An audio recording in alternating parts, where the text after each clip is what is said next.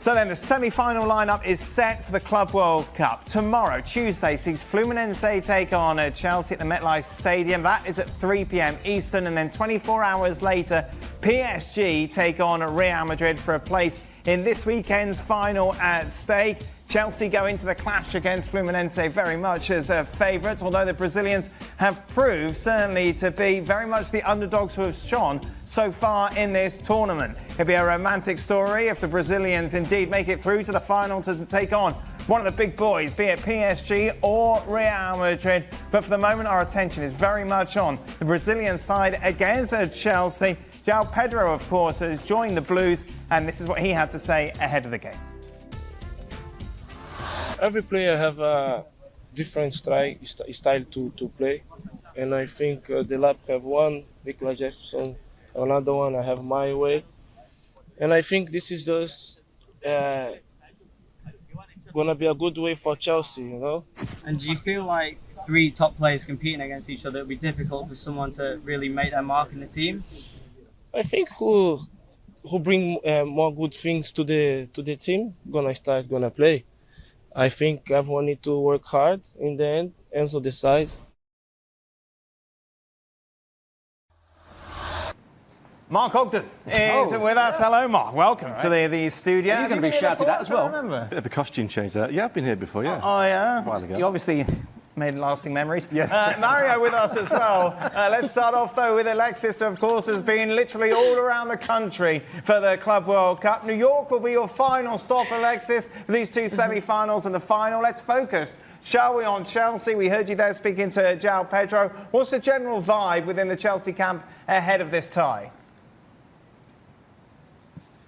Yeah, Dan, honestly, it's a pretty good vibe inside the Chelsea camp. I think they've just felt that they've been slipping under the radar. Everyone has been concentrating on some of the bigger teams like PSG, like Real Madrid, of course, the teams that are very well supported from South America, which includes Fluminense. But I think everyone's just kind of wised up now and said, oh, wow, Chelsea are in a semi-final. They could potentially be one of the favorites. They've avoided the other side of the draw that has PSG and Real Madrid. But it was good to catch up with some of the players today. We also spoke to Moises Caicedo, who did tell us that they all feel very confident. They do feel like they can win this title. They are taking it seriously. And it was great to hear from João Pedro there, because I know, of course, you guys were speaking on the show once his signing was announced, once Liam Delap's signing was announced. And I know you were asking Augie, what on earth is Chelsea doing? We know that they have so many different signings. They have a very, very little squad, but they still don't have that perfect out-and-out 20-goal-a-season striker, which is something that even plagued the man you were just talking about in the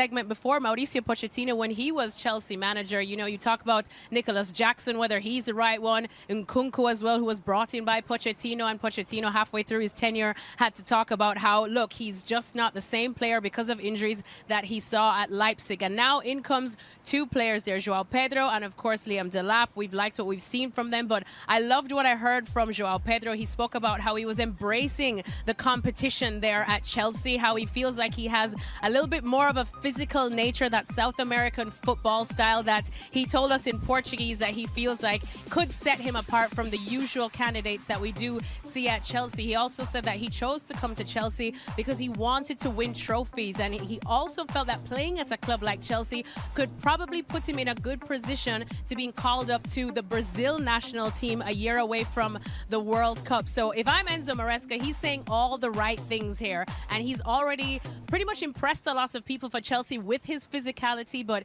he is prone to a card or two. So probably if he can find that balance and, of course, score the goals. Chelsea haven't had anybody apart from Cole Palmer, but a striker, an out-and-out striker, to score 20 or more goals a season since, I think, Diego Costa did it back in 2017. So this is going to be an interesting competition for that striker position. Yeah, I'm impressed that they've signed him. I think he will be a good player for them, and he doesn't always have to, you know, if you're saying, is it one or the other? He doesn't always have to play up front. He can play in the number 10 role. He can play from a slightly wider position if they want to change their system slightly. So I think it's a good signing, and I think his style of play will suit Chelsea more than at the moment I see Delap. Mario, how excited are you for this game? Are you going to be full Chelsea strip, edge of your seat on the couch watching this semi-final?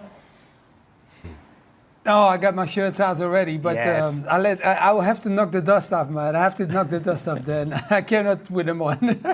No, but no, I'm excited. Of course, they got so far, and I think how they build the setup, you understand what they can achieve if they win the final. What is it, 153 million they're winning. So financially, they're looking very good, and they spend the money, and I think that's one of the goals. But if you look at the striker, Pedro, like what you guys already talked about, his goal was very simple. I come to Chelsea, I want to be a player that is respected and being chosen for my national team. Now he's going to play a game. If he starts tomorrow, he plays against Silva. He said it himself. He's one of the legendary players. And he said, like, I like him, but I want to perform. And the way he looked out of his eyes and the way he was talking to the journalists, this talks about a player that likes competition and still feels he will be the better one of both of them, like Jackson and, like whoever comes his way. I feel like he is comfortable in entering into that battle. And that's why I like that in football, because you cannot be scared of battles. You have to go at them. What's going to happen to Nico Jackson? They want rid, surely. They need to get rid of some players because they've got so many players that aren't going to play, and they need to, I won't say balance the books, but this fine that UEFA hit them with last week, which they kind of wiped out by winning on Friday. But Jackson isn't going to play. And I think, Mario's right that João Pedro does seem to be the more finished article. Delap has still got a lot to learn, I think, and having him around means it's easy for Delap to bed in. But Delap turned down and moved to Manchester United because he wanted to play at Chelsea. Well, he might not play at Chelsea. So he'll be the second choice, I think, behind João Pedro. Jackson, he had a good season last year. He scored a lot of goals. He scored more goals than you think his ability would actually deliver. He always finds a way, makes things happen. But I think he would be a player that would let go because they have to bring some money in from somewhere. And they've got a lot of players. Yep. Raheem Sterling, Ben Chilwell, all these players that people forget about, they have to get rid of as well. So it could be a busy summer on the way out at Chelsea as well as the way in. Alexis, quite the opposite to Mark. I'll tell you who's brought some life very much to this tournament is, of course, the Brazilian teams. Fluminense, of course, the last man standing. You can knock this tournament, and of course we have on this show, but the Brazilian showing has been fantastic, hasn't it? You have knocked this tournament. Yeah. Yeah, no, exactly. The Brazilians definitely have been the other highlights as well as the Argentinian fans, and we expect them to absolutely pile into the stadium tomorrow. Unfortunately, I won't be there because I will be in studio getting to hang out with the boys. But look, we even got to hear a little bit from the Fluminense camp, and they are very confident and have no fear going up against Chelsea. They say they play a style of football that I'm sure Ale can translate for you, but it's called le toca y me voy. Like, I touch it and then I go. They're not going to pretty much let it easy for Chelsea. They're going to be quickly passing that ball, and they said that they feel like their pace, they can also get and exploit Chelsea as well and probably get them on the counter-attack. They have no problem being compact in the back and soaking up pressure. They said they relish that challenge. They really are up for this, and they have a certain Thiago Silva who knows Chelsea very, very well. Of course, he respects his former club, but I'm pretty sure he'll be riling the Fluminense squad up in that dressing room to go after the European Chelsea club. Could have got a translation from me, but she went for you, Anne. And she didn't even let me translate it. She said it and then translated herself. Just in case you got it wrong. Very selfish. Look, Fluminense, they're literally, and I mean literally, playing with house money already. Yeah. They're not expected to be at this point of the competition.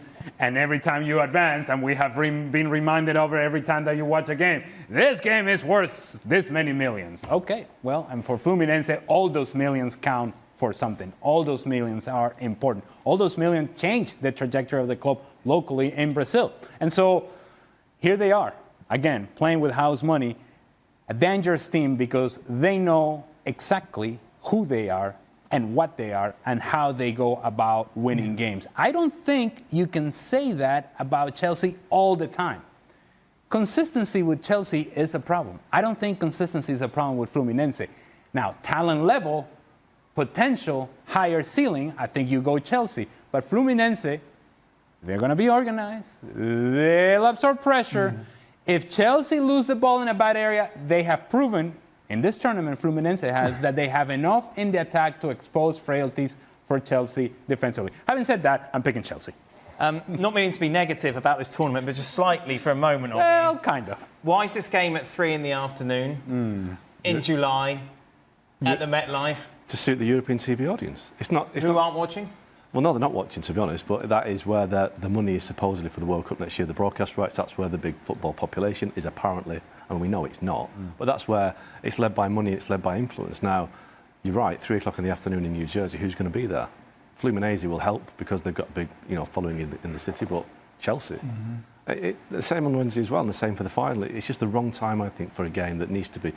Let's not talk about the heat as well, but obviously playing in the evening will help the occasion as well. So it does feel this competition that's been thrown together at the last minute, and it's been. Do you think they'll learn their lesson? For example, next year the World Cup semi-finals will not be at this time. Well, they will be because let's say it's France versus Germany. Well, get up. Yeah, get up and stay up. The European TV companies are not going to want that to be at 2 o'clock in the morning. So it is basically done to suit television companies. We are one ourselves. That's how it works. But unfortunately for the people who are watching the games in this country, it's at difficult times. I wouldn't want to be sat in the MetLife with the sun beating down at 3 o'clock in the afternoon with no cover. But that's what's happened to a lot of fans in this tournament. So it's not designed for the local supporters. Tournaments are. We have precedent from the 1994 World Cup final, Italy against Brazil. It was played in the afternoon at the Rose Bowl in Pasadena, California. Worst World Cup ever. Huh? Worst World Cup final ever. Well, let's just say that it was not played at the pace that it should have been. But the only reason, and mind you, when we're talking about Pasadena, we're talking about 3 hours behind us here in the East Coast. So you're looking at 1 o'clock kickoff, 4 o'clock kickoff Eastern time, so that people in Italy can watch the game, or Europe, or whatever the case may be. That's the precedent. It's already been set. So, to answer your question, fine. Come the final of the World Cup next year, it'll be played in the afternoon. Wow. And we've had thunder and lightning here, which is only, 2 or 3 hours away the last couple of days as well. Yeah, it's going to be amazing. Add some more. Right, don't be negative. Well, you kind of were. No. Right. Mario, Chelsea, are they going to win the Premier League? No, that's a big question, my friend. No, you're going too fast now. No, I'm sorry. I said, okay, we're talking about, no, you're going a little too fast. For me, they just got over the line for the Champions League. So allow them now to make it comfortable into the Champions League. And this season, I will not say that Chelsea is being ready for the title race. No. Because I think it's a little bit too early. You saw it already. This tournament, they're building a team and trying to get everything to work perfectly. And I think during the season, we're going to see some moments are going to come back from it. And they have to make sure that they build every season has to be better than the prior one. And then after that, after this season, you ask me that question, I say 100%. But this season, I will not give you the 100%. Why don't you give Chelsea more respect, Mark? Yeah. Look at what they've done over the last 24 matches. Such a hater. Of course, the last 2 months of the Premier League season, they fought hard to get a place in the Champions What is it, pick on me day? Just 'cause yes. Yeah. That's it. Robbo's had it last couple of days. Chelsea, for me, I don't think they're a very good team. There's too much chaos Look there. at their results. Yeah, but I mean, they've not played anybody in this tournament. Not in this the one tournament, team they but over played the with last 3 months, this team has taken a massive step forward from what we thought. They got some momentum towards the end of the season and they got over the line. But let's be honest, a lot of those games were in the Conference League, which is the third tier competition by some distance. I remember watching the Man United game in the Premier League at the end of the season, and both teams were terrible. And you wouldn't know which one was 17th and which one was 6th. They were both poor, but they got it over the line, you're right. But I don't see that Chelsea team coming anywhere near the title. Those 3 teams there, I'd put Newcastle ahead of Chelsea. Wow. Chelsea have got a lot of talent, but you don't know what they're going to do from one day to the next. And I don't think Maresca's that great a coach either. I think that last season they were very lucky to get over the line into the Champions League. But that's me being negative again. No, I would say Maresca's a decent coach. He knows what he wants. They play. Mario's up. They play out. Mark, easy now, Mark. Mark, come on now, man, come on. It's been sat with Dan. It's made me really negative. I don't think. Alexis, of course, you're going to be sat in the hot seat tomorrow. Special show coming from New York. Who are you most looking forward to working with, Ali or Robbo? Do you know, I love me some Vamos Vino Tinto, so I can't wait to reunite with Ali. I think Robo's tired of seeing me. But Thank you very much. Thank you. Wow. Ali, I need some Barcelona, Ali. Wow. Thank you. You've gone down in my estimation, Alexis. Thank you, Alexis. Down in my Thank you. estimation. Once Thank you, again, Alexis. Robbo rejected. Honesty is the best Thank you policy, very much, Alexis. Mario. Thank you very much, Alexis. Enjoy the show. Of course, Alexis will be live tomorrow reacting to that semi-final between Chelsea and Fluminense. Be sure to join them on ESPN FC. For a lot more of what's been going on in the world, be sure to check out the latest edition of the Gab and Jules podcast, which is available. Oh, it's Don. It's Don's hair. What is going on with his hair? Every time. Be sure to check that out now. You want more negativity? Here we go. Ogden will bring it. Don't you worry about that. Here, Unwanted 5. We need a bit of alliteration to it. Forgotten 5. Anthony. Dismiss 5. Yeah. All right. Nobody wants them. The manager doesn't want them. The club don't want them. Nobody else wants them. I think. Who wants you, Robo? We can dismiss all 5 of them. That made me laugh. It's the finished 5 at Man United. That's what it is. So what's going to happen short term here? The United have got a pre-season tour when? Couple of weeks in the US, they're back here for the Premier League trophy. But none of these people will be on the plane? They won't be on the plane. So United returned to training today, and last Friday United made it clear that these 5 players would not be expected back for pre-season training today. They are still being given the opportunity to train, so you have to make sure they're not contravening any kind of union PFA situations. They have to be allowed to train, but they're not training with the first team. They're not at Carrington. They've been told to have a few more days off. Right. And then when United are away on tour, they'll be able to train. The idea is that it's been made clear to the players, and apparently the players have made it clear to United that they don't want to stay, and vice versa. So United are using this time to enable the players to find a club. Now, it's going to be difficult because by doing what they've done, I think United have said to all the prospective interested clubs, we don't want these players, so they were worth that yesterday, but they're worth this today because we don't want them. So if you're a club that wants to sign Marcus Rashford, Anthony, Alejandro Garnacho, you're not going to rush to do it now, are you? You're going to wait till the end of August when United are desperate. So on one hand, it's strong by United to say they're not part of the squad, Amorim doesn't want them, but on the other hand, it's kind of a little bit naive to basically damage their asking price.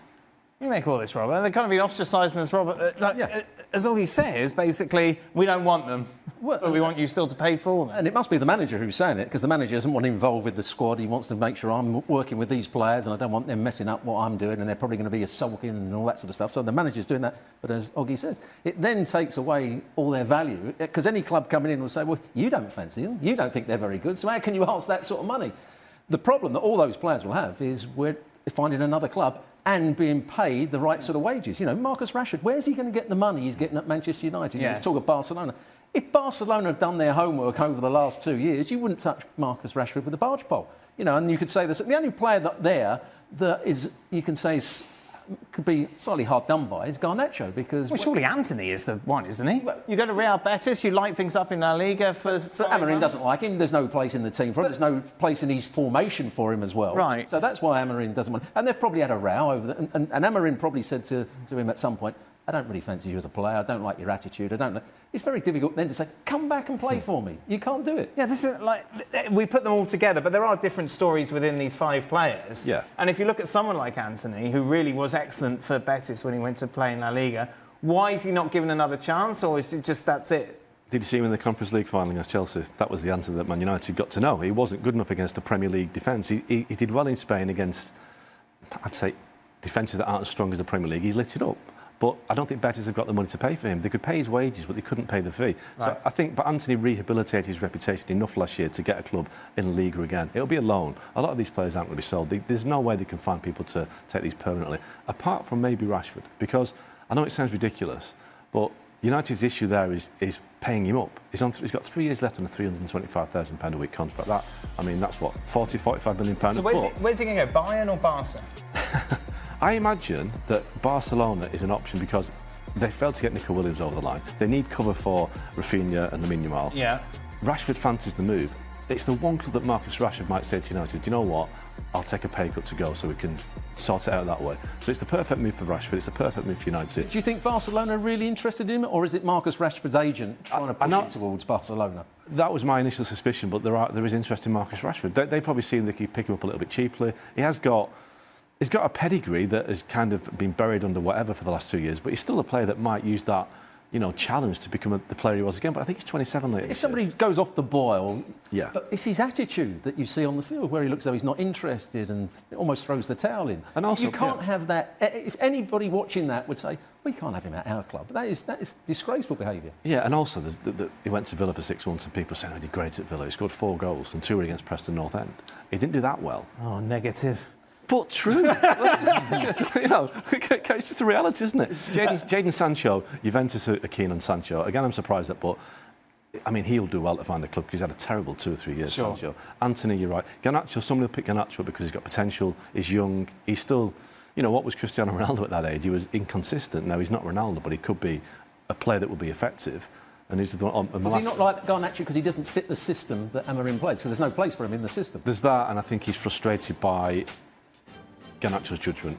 In the final third, his judgment is terrible. He always makes the wrong decision. I think he's tried to coach him. I think he's tried to work with him, but I don't think he's seen him develop as he wanted him to. Maybe he's been a little bit impatient there, but obviously there's been a couple of incidents.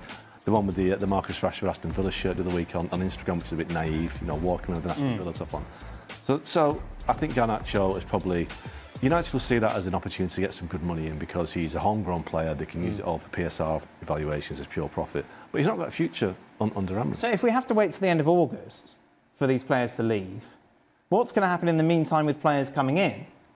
Well, I mean, United hope they're not going to wait till the end of August, but I think reality is that clubs will not want to dive into these players now. They're still confident of getting Mbeumo over the line. Right. Brentford are holding out for a bit more. There's not a big gap between the valuations now. It's probably up to £5 million, but Brentford are holding out for that. They need to get a midfielder in. We've seen today that Monaco are keen on Andre Onana, which I think would be great news for Man United. 30 million, was it for Onana? That's what United want. Wow. Which I think they'll do well to get. Yeah. But they like to look at Emi Martinez. So they've got options, but they do need players to go out now. But as we said, those 5 players are going to be very hard to shift. So they need to start making some moves. But they're not the only club in the Premier League, to be honest. I'll be positive here. A lot of clubs, it's not just United. We need some sort of lightning. Yeah.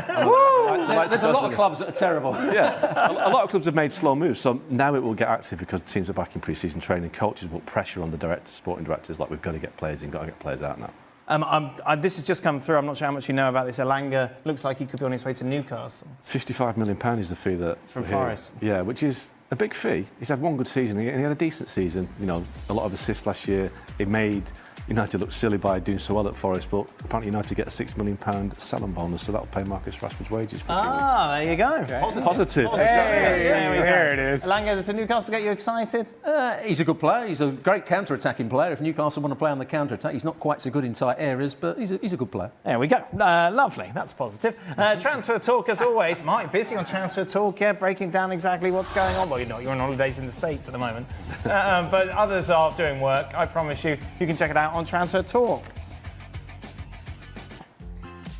Extra time, as always, available on our YouTube channel. Today we'll have Oggy, Robbo and Ali answering your questions. MLS just keeps going through everything. Gold Cup, Club World Cup, don't worry, it's still happening.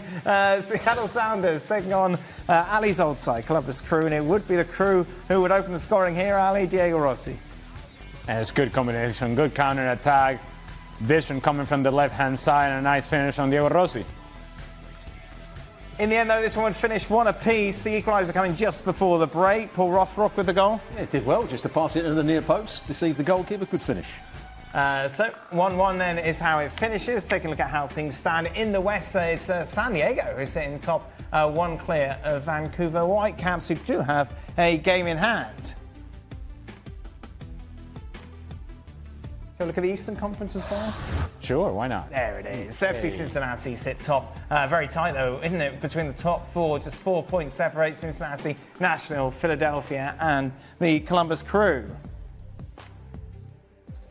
Football W will, of course, return on Tuesday. So much to talk about, of course, with the Euros very much underway in Switzerland. That'll be live tomorrow night on ESPN+. Here we go. One last thing before we go is Mr. Moreno's birthday. Tomorrow, Ali? Is that correct? Tomorrow is my birthday. However, we thought we would surprise you with the cake today. Okay, so there's no cake tomorrow? And that's no, there's not. Wow. Yep.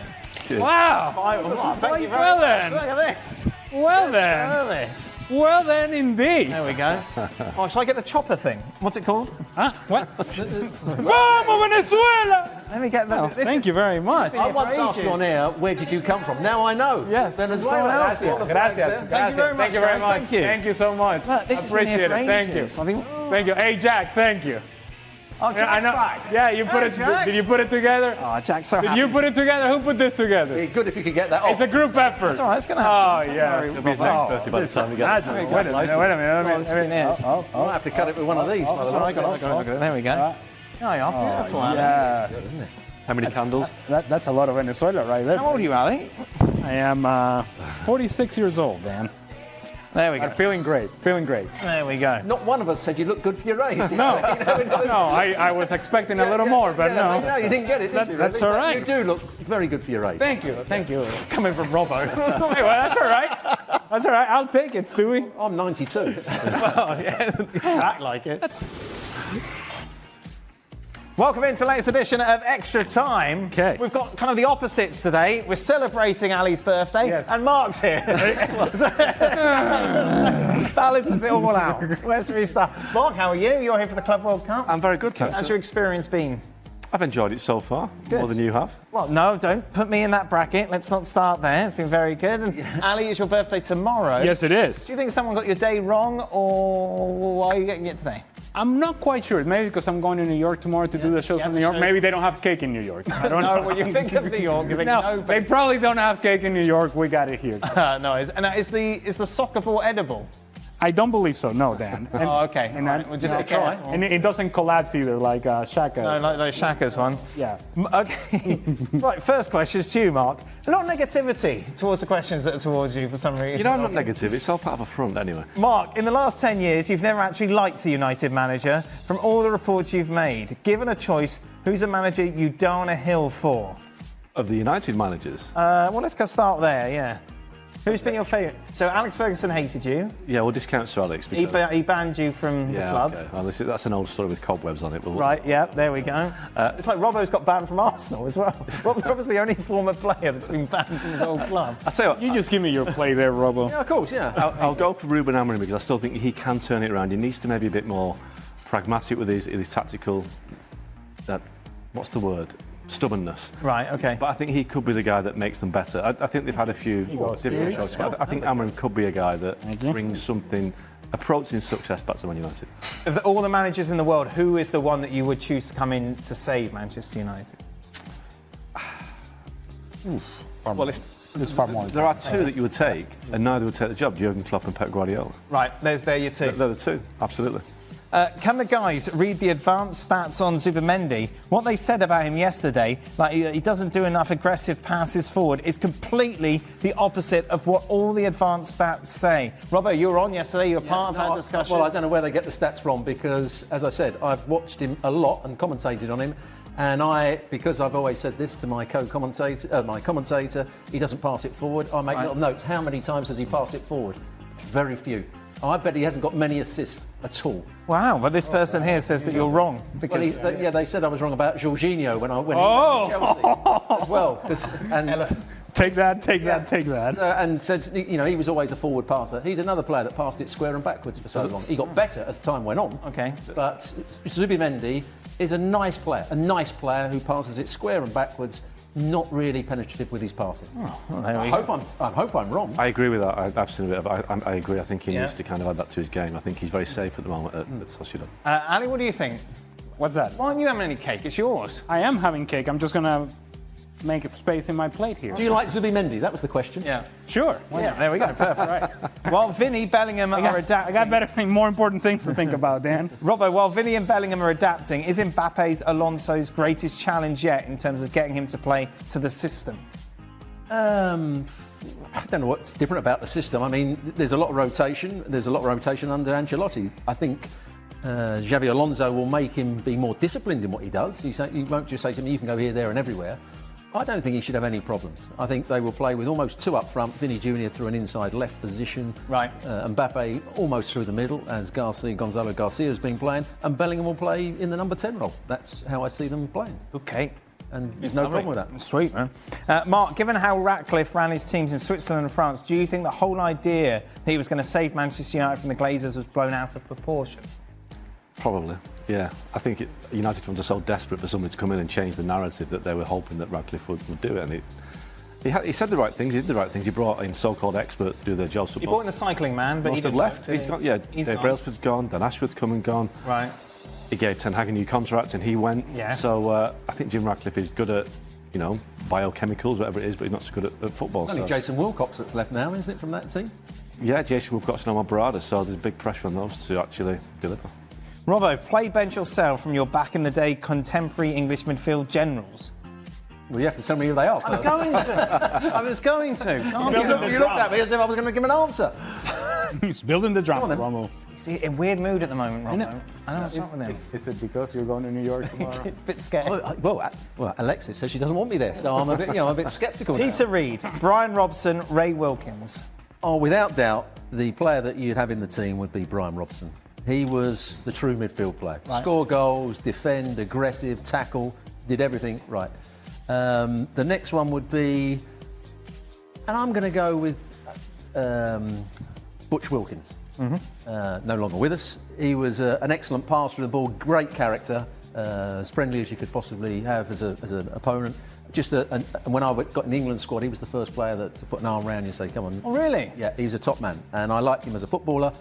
He did a lot for Chelsea, he did a lot for Manchester United. And Peter Reid was also a good player, but he would have to be the one that I would drop. Who didn't put an arm around you? Who looked at you? I tell you, he was a presenter.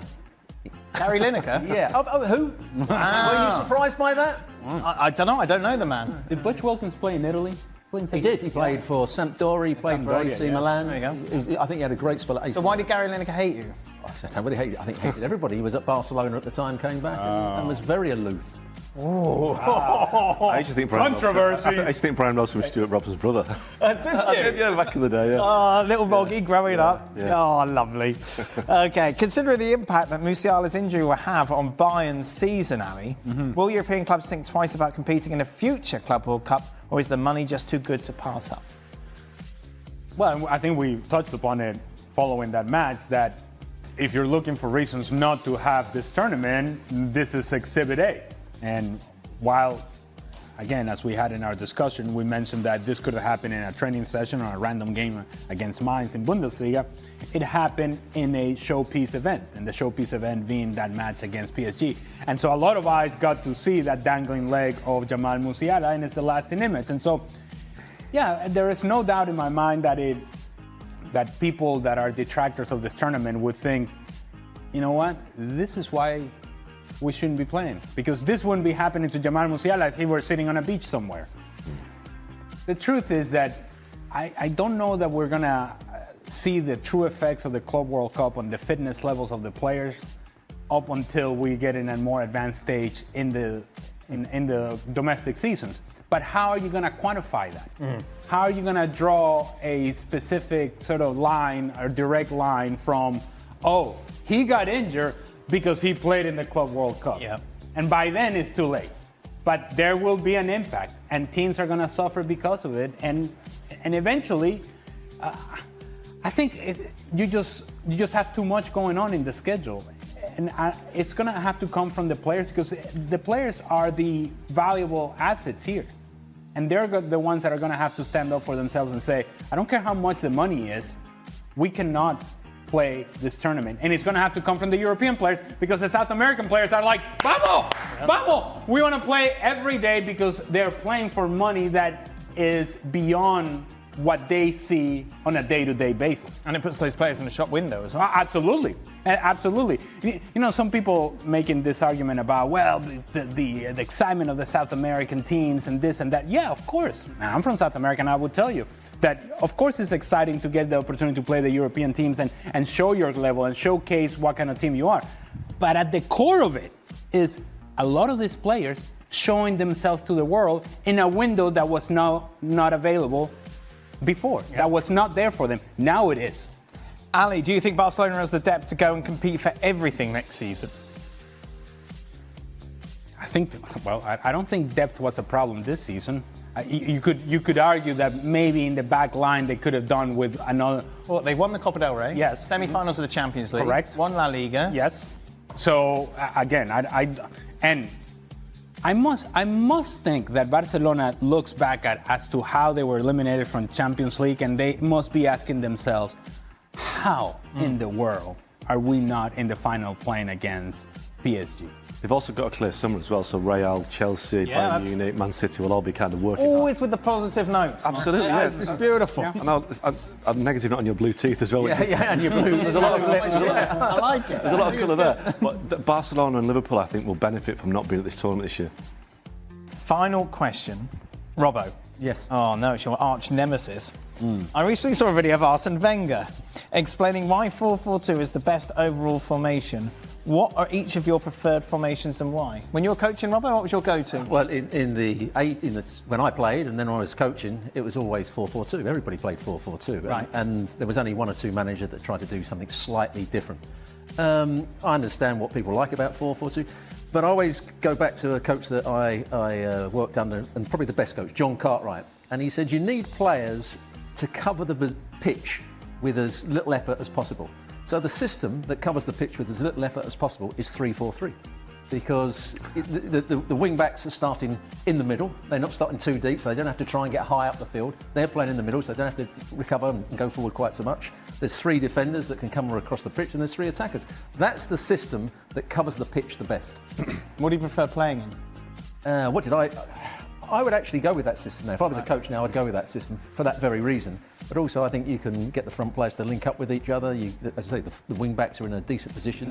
So do you think Amorim's right then? Because Amorim plays 3-4-3. Yeah, but he doesn't play it very well. It's nothing to do with the system with Amorim.